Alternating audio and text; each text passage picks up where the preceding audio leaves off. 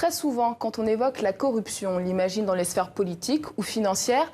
La corruption existe aussi dans les classes d'école. En RDC, Henri Moutombo, 41 ans, refuse d'assister impuissant à ce fléau. Alors il lutte avec son association pour construire et c'est une véritable guerre pédagogique. Reportage de Francine Mokoko, commenté par Emmanuel Godard.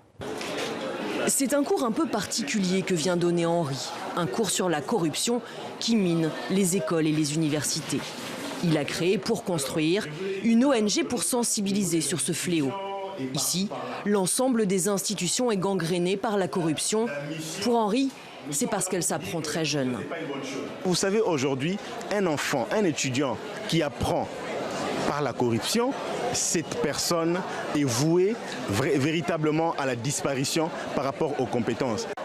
Travailler, étudier, il n'y aura plus besoin alors de corrompre. Henri l'a constaté, une fois dans les entreprises, les élèves corrompus ne sont pas capables de fournir le travail pour lequel ils ont été embauchés. Le pays en pâtit. De plus en plus, les élèves font des propositions à leurs professeurs, de l'argent, des faveurs sexuelles pour gagner des points. On appelle cela les points sexuellement transmissibles. Auboul a déjà plusieurs fois été confronté à ces demandes. On ne peut pas échapper à ce genre de sollicitations. Le plus important, c'est pas seulement qu'on vous sollicite, mais est-ce que vous arrivez à faire la part des choses entre ces sollicitations et votre rôle et votre devoir en tant qu'éducateur.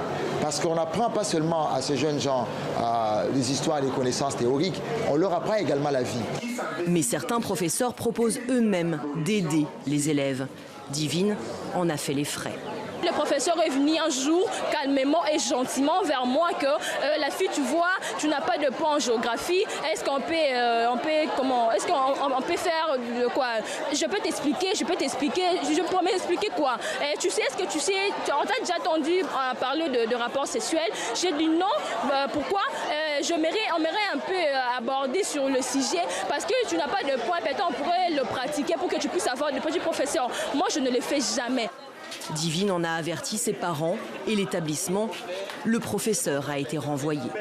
Henri compte sillonner le pays pour alerter les élèves, les enseignants, mais aussi les parents qui peuvent pousser à la corruption pour voir leur progéniture réussir.